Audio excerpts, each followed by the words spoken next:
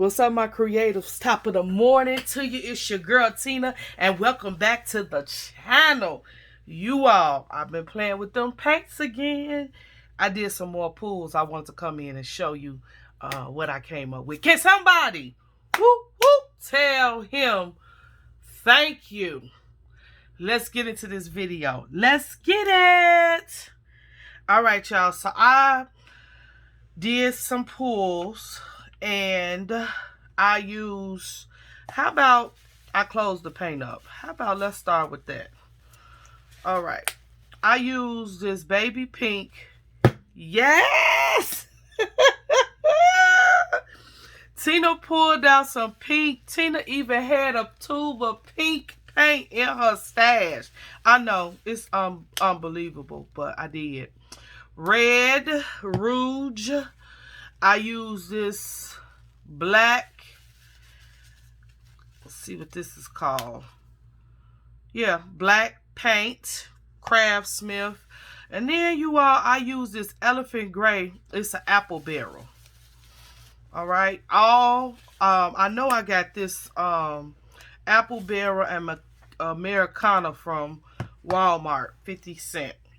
All right, so, but this has been a long time ago. I think I didn't get this for 50 cents. I think this was on clearance one of them times for 10 cents.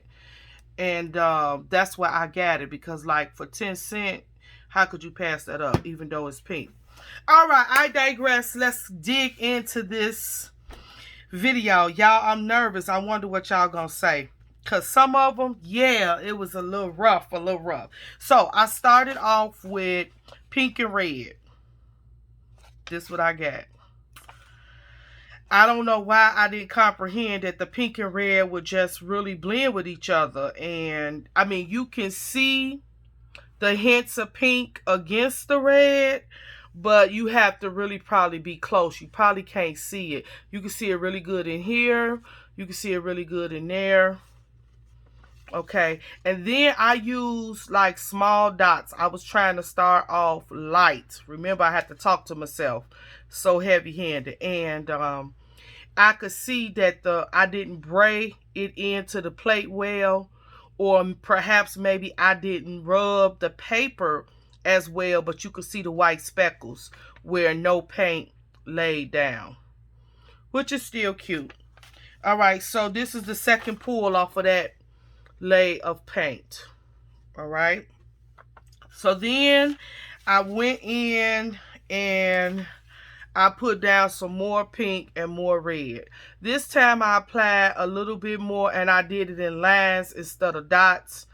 And I made sure I used a little bit more pressure when braiding, actually spreading the paint on the plate.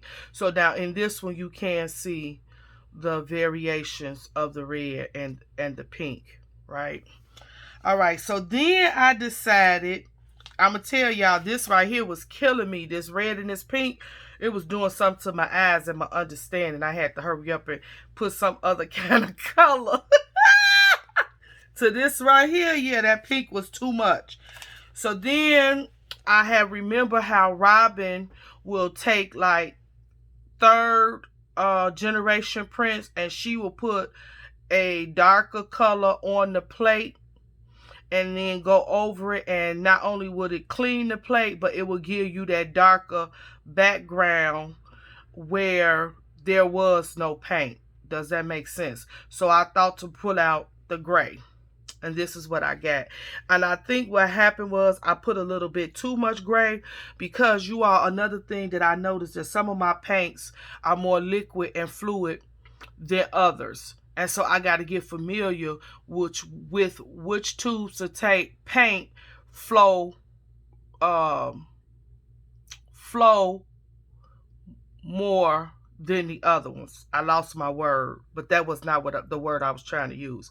But you understand what I'm saying. So when I first pulled this, I was like, oh Lord, I got mud.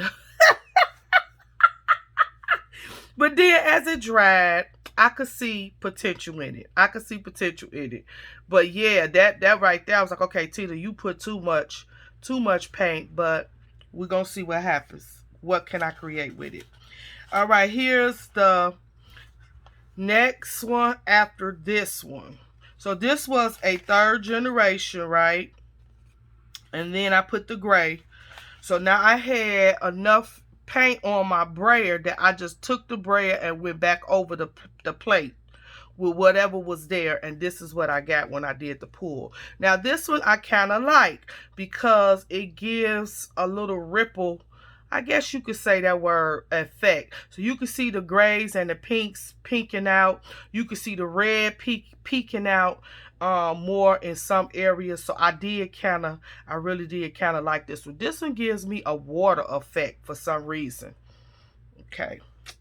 Like the waves, you know what I'm saying? Yeah. Okay, go on, Tina. So then I said, okay, I had little specks left or whatever, mainly at the top of the plate. So I went back with the black, thinking about Robin, and I just put little dots of black and rolled it in with the brayer, laid the paper, and this is what I got. And I kind of like this one too. It has its own little, uniqueness. So you all, I am getting a rush from pulling this paper off this plate. I'm serious. It's a rush that surges over me because you don't know what you're really gonna get. And when the paper is wet, when you first pull it, it gives you a different look than what it is when it dries. But it's something about that wet look when I first pull it off. It's a surge that go through me. Okay, yeah. Is somebody praying for Tina? I'm telling y'all, this right here got me going in circles.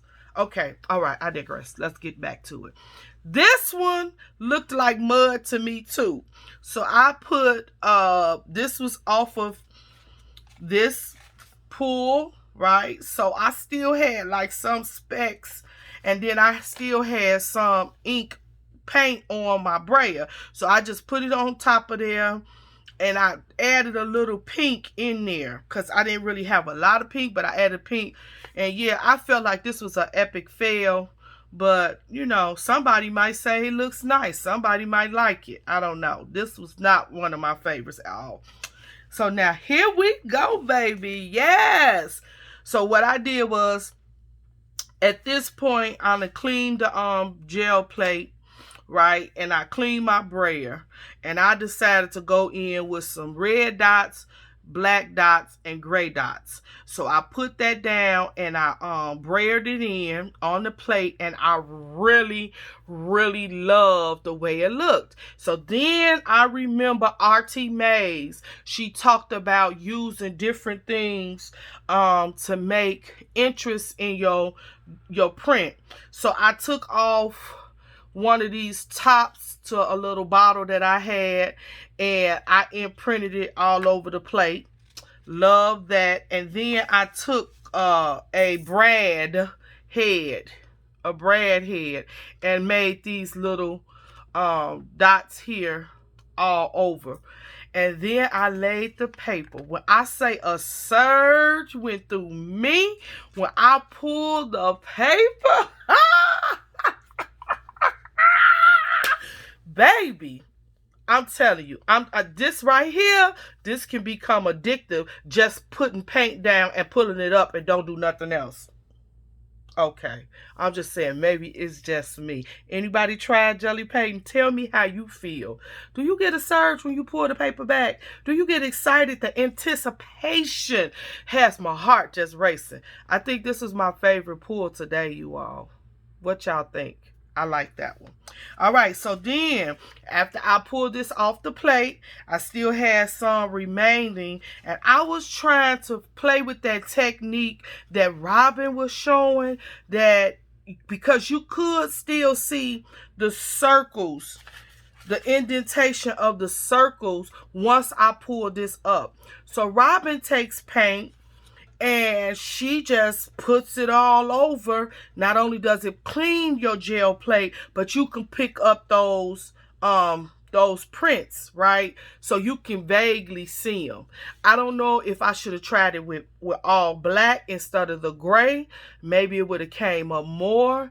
I don't know, but you can definitely see them. So this is a technique that I would definitely be trying again and see if I can get better at it. But when Robin does it, oh my God, it comes out perfect. Oh, I like that. Even though I feel like it was a fail, but potential is there. Potential is there. All right. So then I had some paint left from this one, from these two on my brayer. And so I just put it on the plate and I pressed really hard so that the red could come through. And you see how it's not that much red coming through here. I did not really press hard on this one. I went back and I pressed hard on this one, and these two pulls came off the same plate. I pressed really hard, and look at all of the red that was on my brayer that came out. Love it. So I do like these. I don't feel that those was a fail.